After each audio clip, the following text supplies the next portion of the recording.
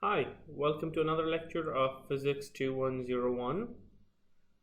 So far, we have been speaking quite a bit about translational motion, i.e. an object going from one place to the next, and it's usually a solid object and it doesn't rotate. It just goes in whatever orientation it is in, it just keeps on moving in that orientation. Well, what happens if that thing is also rotating?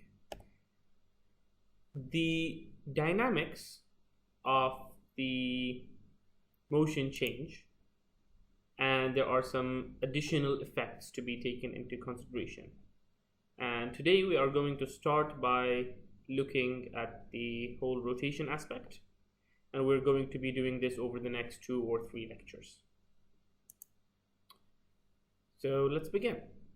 To start with, we are going to define a couple of variables that are very important to work with whenever we're dealing with anything to do with rotation. Okay, we did the exact same thing with the translational motion at the very beginning of the semester, and now we're going to be doing it again and again. So throughout this lecture you're going to be hearing the term as we did before with this, now we're doing this. Okay, and the idea is to give you an indication of how these two kinds of variables match up. So to start with, we're going to be talking about rotating objects. So let's look at this object in front of us. It looks like an egg, so it's not perfectly spherical, and it's going to go around itself. Okay, now the first question is, okay, about what axis of rotation? Okay, say for example I have this is just a circle. Yeah, now I can hold it right from the very center, and I'm going to be doing it this way. Actually, instead of a circle, let us use a rectangle, better option. Now I can hold it right from the center like this and start going in circles. Something a bit smaller and more wieldy. Okay, now I can still rotate this, but what about if I hold it, say, instead of from perfectly the center, if I hold it slightly from the edge? It's still going to rotate, but it's going to have a very different dynamic, right? It looks different. The part where I hold it from, the part that stays the same and doesn't move while everything else moves, is called the rotation axis. And then we define something else. So that's our first definition, rotation axis. And the second thing is something we call a reference line. Now the reference line is part of the body and is perpendicular to the rotation axis. What does this mean? We take our rotation axis, we go at 90 degrees at any point, and we call that line a reference line. Okay, it doesn't matter where from, as long as we agree this is what we call a reference line, and then we don't change. Okay, we accept that for this body, this is what I call a reference line. Now, why do we need a reference line? Say for example something is not perfectly spherical. Okay, when we go on and measure stuff, we need something to measure against. Okay, now this reference line, because it's always straight and it doesn't change, it will be what we measure everything against. Examples. Here's a cylinder, or a very thin one, so a disc, and it's going to be rotating counterclockwise. Our axis of rotation is perfectly in the center. Here's my x-axis, here's my y-axis, and here's my reference line. Now once I know my reference line, what I'm going to be doing is rotating this object. Now take a look at what happens to the purple line. It keeps moving around and around and around until it comes back to where we started. What if we take a look at it from above? Well, we see it going like this. We started from a place, we'll call it theta 1, and it goes to some other place. So it started like this and it went like this. So it went from θ1 to θ2. And it's very similar to linear motion when we went from one place to the next, and we called it x1 and x2. Now we call it θ1 and θ2. Okay. Second thing, angular position. Say something is moving counterclockwise. It moves through an angle theta. Now this angle theta subtends a certain distance, which we call s. Okay. This theta is equal to s, the distance it went for the reference line from one point to the next, divided by the radius of your object.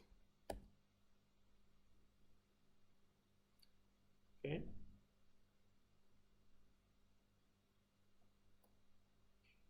Lots of new variables, lots of new stuff.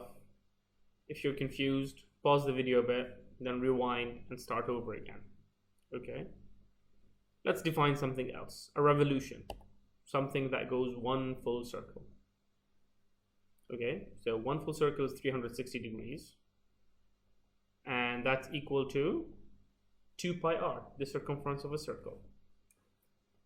Hence, if we substitute that, 2 pi r divided by r, so one revolution, it will become 2 pi radians.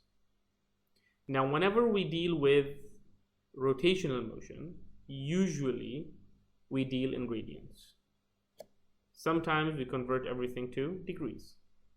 So take a look at your calculator and make sure you're working in the correct angles. Is it degrees or is it radians? So 1 radian is about 57.3 degrees. What do I do with these? Well, let's look at angular displacement. We had just normal displacement, delta x. What about angular displacement? Well, if we have a reference line and it's moving from position 1 to position 2 at time 1 to time 2, then we have a delta theta, right? θ2 minus θ1. Where did we end up? Minus where we started from. Exactly the same as delta x, x2 minus x1. Now, if it's going clockwise, by convention, we call it negative motion. And if it's counterclockwise, we call it positive. My personal way of reminding this is, if you're going with the clock, you are becoming older, and that's a bad thing. And if you're going counterclockwise, you are becoming younger, and that is always a good thing, positive. What about angular velocity? Well, we're going to start to be doing things exactly like we did them before for translational motion. Average angular velocity, θ2 minus θ1 over t2 minus t1, otherwise known as delta theta over delta t. Does it remind you of something? It should. It should remind you of delta x over delta t equals v average. Units here are radians per second or revolutions per second, depending on how you defined it to start with. Before, it used to be meters per second. What is my instantaneous angular velocity? Well, just like for translational motion, we ended up having dx by dt. Here we're going to have d theta by dt. So far so good. Let's try a PIQ. The diameter of the sun is 400 times greater than that of the moon. Now, by coincidence, the sun is also about 400 times further from the earth than the moon is. Now, for an observer at earth, what is the angle subtended by the sun compared to that of the moon? Is the one by the sun much larger than the one subtended by the moon? It's 400 times bigger. Or is it much smaller than the one subtended by the moon because it's 400 times further away? Or perhaps they are pretty much the same. What do you think? Take a second, think about it.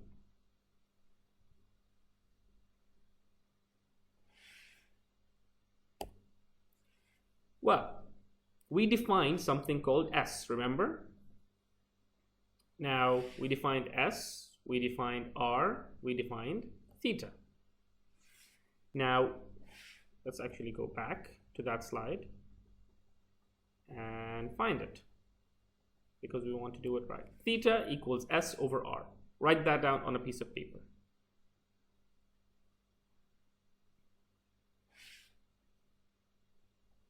We'll go back to our PIQ. Now S over D is equal to theta M. 400S over 400D is amazingly exactly the same number. Hence, why the next thing I do is going to make sense to you, because you have seen it multiple times, or at least heard of it or seen photos of it. We get the solar eclipse. The sun is way, way larger than the moon by any given measure. But because it's also much further away, the angle subtended is pretty much the same. So to us on Earth, when they come right in front of each other, one manages to cover the other. Okay. What about angular acceleration? Well, what was the acceleration for translational? It was delta V over delta T. Here, we're going to have delta omega over delta T. Same thing again and again. Instead of A, we're going to use alpha. So instead of English alphabet, we're going to use the Greek alphabet. Or instead of Latin alphabet, we're going to be using Greek alphabet. Instantaneous, I think you get the idea by now. It's going to be d omega by dt. What about the units? Well, it used to be meters per second square. So meters cousin in this analogy is theta. What was theta? Unit, radians. So meters per second square, radians per second square. Sounds about right. Or we could do revolutions per second square, pretty much the same. Okay.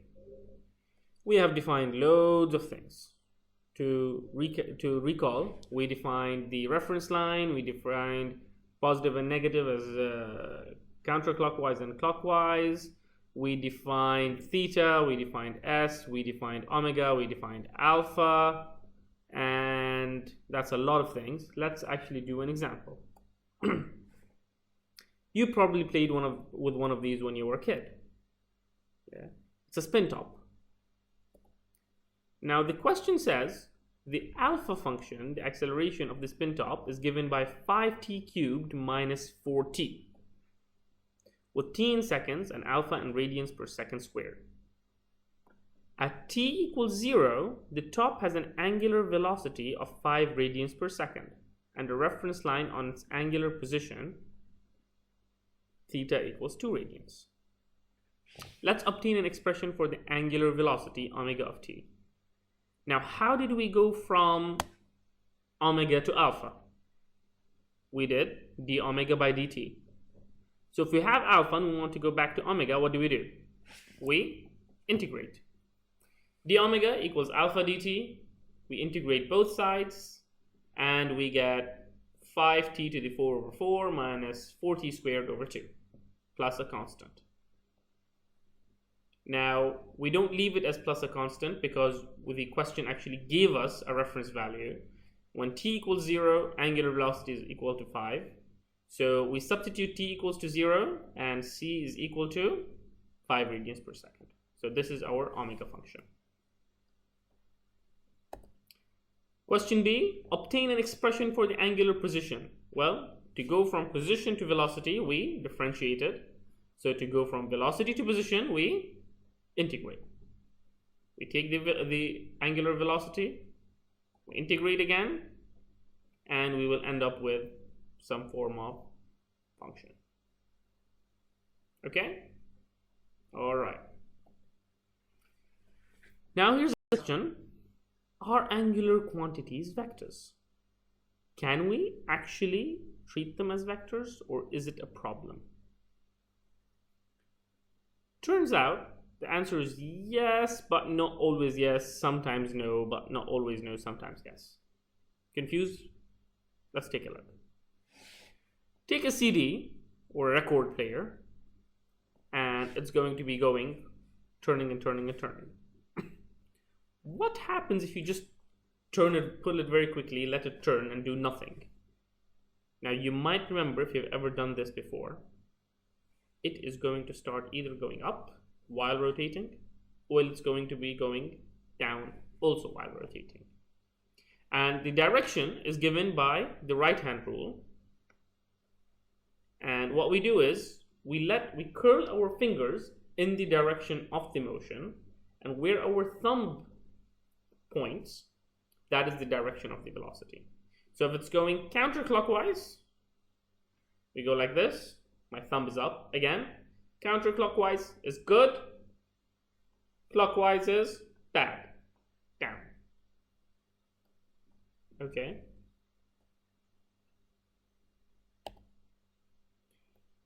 Alpha also follows vector addition. It's usually in the same direction as omega.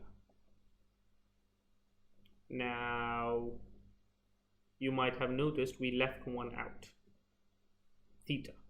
We're going to come back to that in a second, but first let's take a look at a PIQ. Let's consider an electric clock. We watch the second hand rotate and the clock's battery stops. Second hand comes to stop over a brief, short period of time.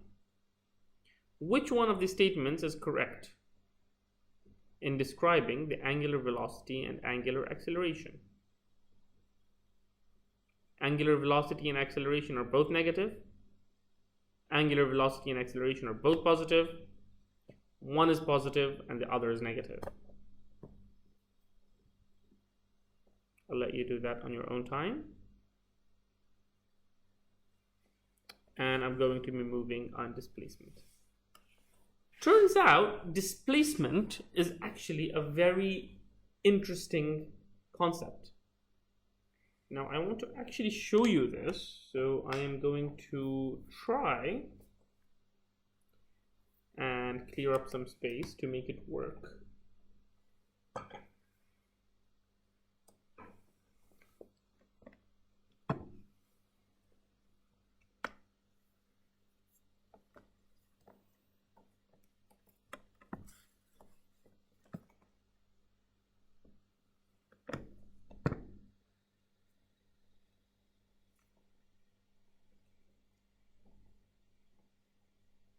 Okay, this is the, maybe not.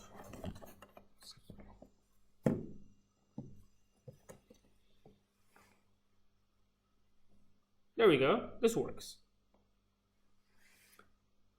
Let's take a look. What happens if I do 1, 2,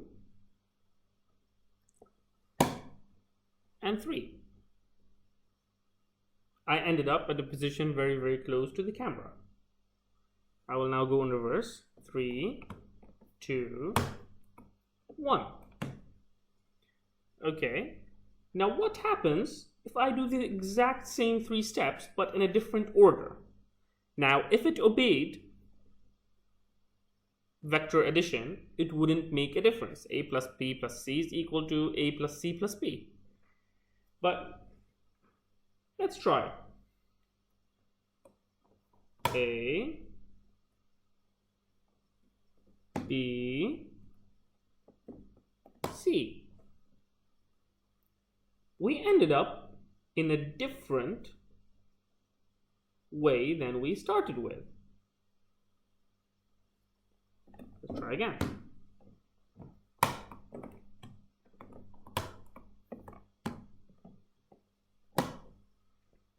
We end up with 2 different configurations. Now, you'll be forgiven if you believe this is an error on my part, because I didn't do the rotations correctly. Turns out it's not actually an error on my part. What actually happens is, take a look at this book. I will first rotate it on the x-axis and then on the y-axis, and I will end up with it in this position. Now what happens instead if I take the same book, but first I do it on the y-axis, then I do it on the x-axis? I end up with something very, very different. Correct? And this is a property of angular displacements. Angular displacements cannot be treated as vectors. A plus B plus C in angular displacements is not the same as C plus B plus A.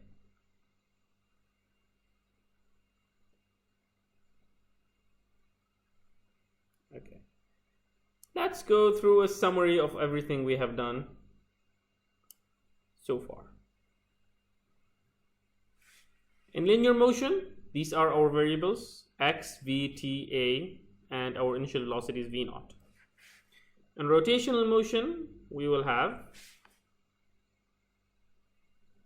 theta, omega, time is still time, alpha, omega naught. I'll keep it on the screen for a second, copy it down.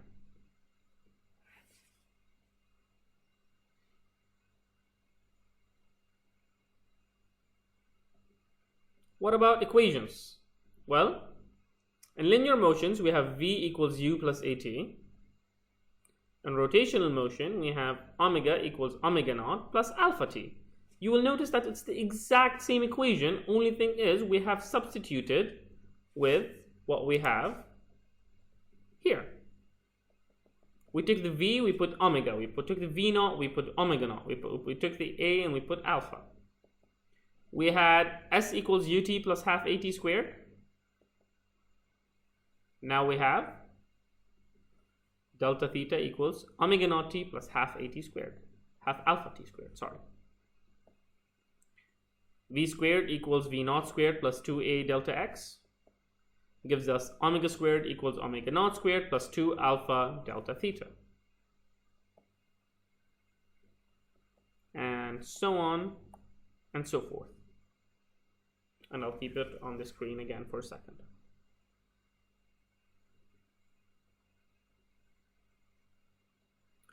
So let's take a look at how we could actually use them. The angular velocity of the cylinder, some cylinder, decreases from 3.4 radians per second to 2 radians per second in 20 revolutions at a constant angular acceleration. If this is still confusing to you, try translating it into translation. Velocity of something decreases from blah to blah in so many meters. Here, it's from something to something in 20 revolutions at constant acceleration. What is the constant angular acceleration? Well, delta theta is 20 revolutions, which is equal to 125.7 radians. Just like in translational motion, we converted everything into SI units. Okay, when we're dealing with angles, always convert to radians. Always convert to radians. Omega naught is equal to 3.4 radians per second. Omega is equal to 2 radians per second. And we have our equation, omega equals omega naught plus alpha t. We substitute those equations and we end up with what our alpha is. Okay. Now, how do I relate the linear and angular variables? We already took a look at this, but let's take a deeper look. Take this randomly shaped object. Looks like something plucked right out of a map. Put an axis of rotation right at the edge and rotate it counterclockwise. Velocity omega, and there is a person standing right at the other edge. What is that person going to be feeling? Well, let's write all the variables first. The person is at a distance of r1. There's another person nearby at a distance of r2. And we're going to write it draw it in a schematic form. Now here's the interesting thing. Both of these are going counterclockwise through the same axis of rotation, but one of them has a much smaller radius than the other. And that causes things to be different. Now, rotation-wise, it takes them exactly the same t, because they're on the same rigid object. It will take them the same amount of time t to go a full circle. Both of them are going to go through 2 pi. Both of them are going to go at angular velocity omega and time t. But each one of them is going to have a different linear velocity, v. How? In the same amount of time, both of them are going to go 2 pi r, right? But r for blue is smaller than r for green. Which means if they take the same amount of time to go through a distance where green is going more distance, the linear velocity v should be more. This video might make it easier to imagine. Take a look at this. Now this might be a bit confusing at first glance, but if you take a look at it carefully, you will notice that the line is going a perfect circle through exactly the center of the circle. I'll do it again so you can take a look.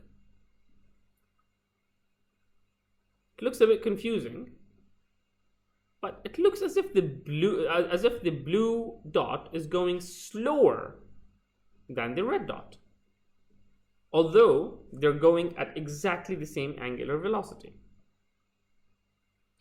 So what's going on? Well, if we take a dot P and we draw the circle that P goes around while the object is going round and round, we're going to end up with this purple circle. Now, how much it goes, we have defined it before, s equals theta r. Speed is going to be ds by dt. So if you have done calculus 1, this is where it's helpful. d theta by dt r. And v will give you r omega. So what did we start with? We started by saying simply, hey, this is my straight line path, this circle, and how much amount of time I take to go around a full circle, ds by dt, and I know that s is equal to theta r, so I am simply going to plug it in. R is constant, it doesn't deal with t, so I'm going to chuck it out.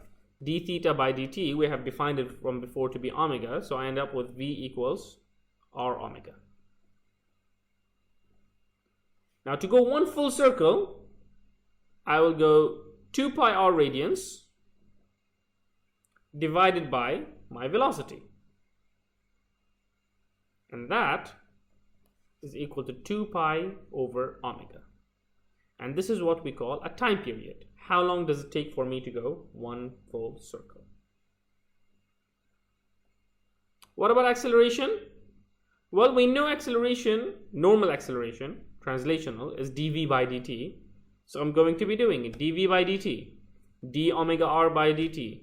Again, r doesn't do anything with t, so I check it out. d omega by dt is alpha. So a equals r alpha. And now we have 3 very nice equations that we can always remember that relate linear to rotational. S equals r theta, v equals r omega, a equals r alpha. So we take whatever our angular thing is, we multiply it by the radius, and we get our translational one.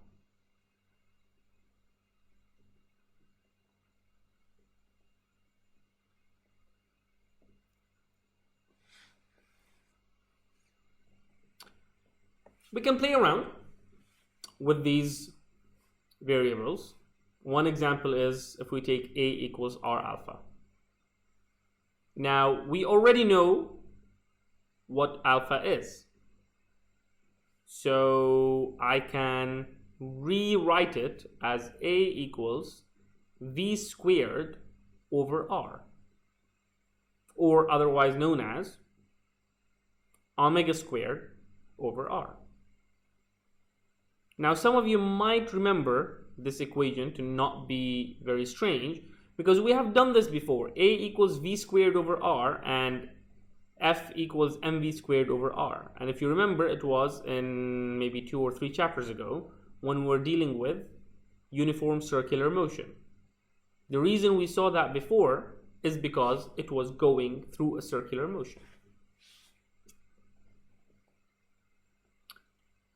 Let's do a sample problem. Let's do a couple actually.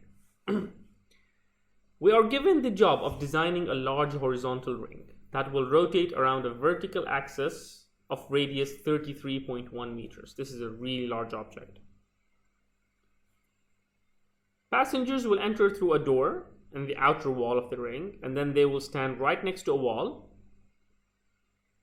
And we decide that for some time interval from t equals 0 to 2.3 seconds, the angular position is going to be given by theta equals ct cubed. C is some constant. After 2.3 seconds, the angular speed will be held constant until whoever is playing this game it's done with. And the whole idea of the game is once it starts rotating, the floor is going to be dropped. It's going to go away. But here's the catch. The riders cannot fall. Remember that sample problem we did about Divolos, where you had a motorcycle or bicycle going in a full circle without falling down?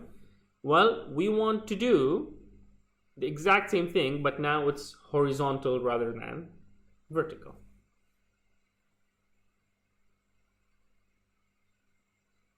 Okay, do we understand what the problem is?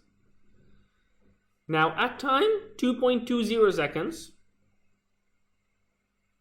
so right before the floor falls away, we want to know what's the rider's angular speed, omega, linear speed, v, angular acceleration, alpha, tangential acceleration, a, radial acceleration, a, and just the normal acceleration, a. That's quite a few things, so let's start. Radius 33.1 meters, and there is this poor person who we're going to be using as a guinea pig. This is exactly what's going to happen. And well, needless to say, if those people fall, we have failed at our job. So we need to provide enough force on them horizontally so that they would be stuck onto a wall rather than fall down. At time t equals 0, omega naught is equal to 0. We haven't started playing yet. We don't know what our alpha is.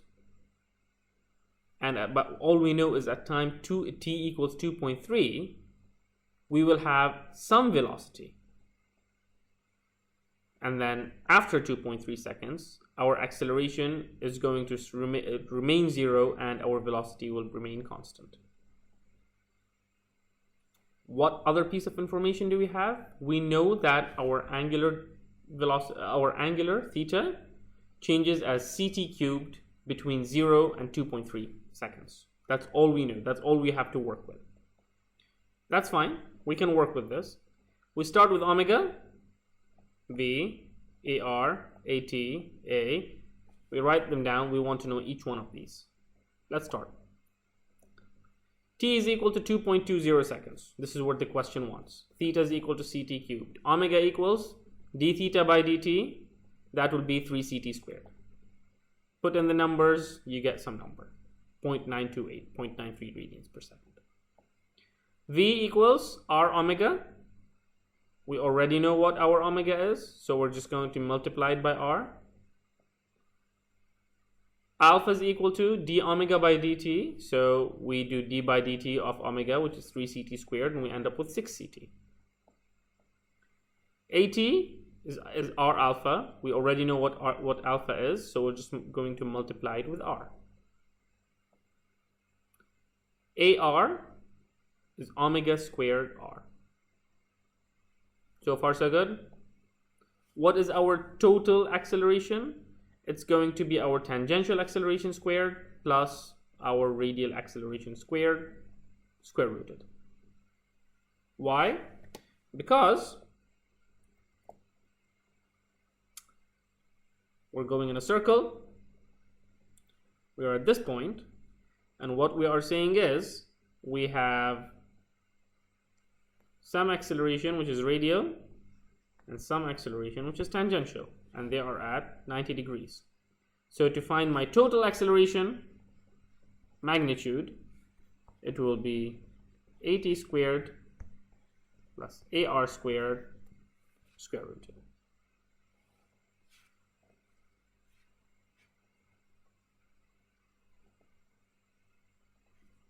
Okay, you can put the numbers in, you'll see it works out.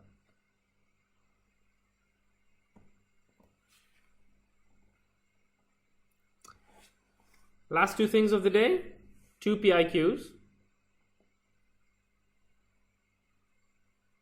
Earth rotates once per day about its axis, which is perpendicular to the plane of the equator and passes through the north geographic pole.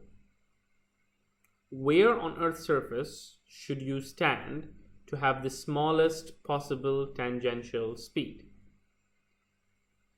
Equator, geographic North Pole, 45 degrees above the equator, or, well, every point on Earth's surface has the same tangential speed. This is just pointless a question.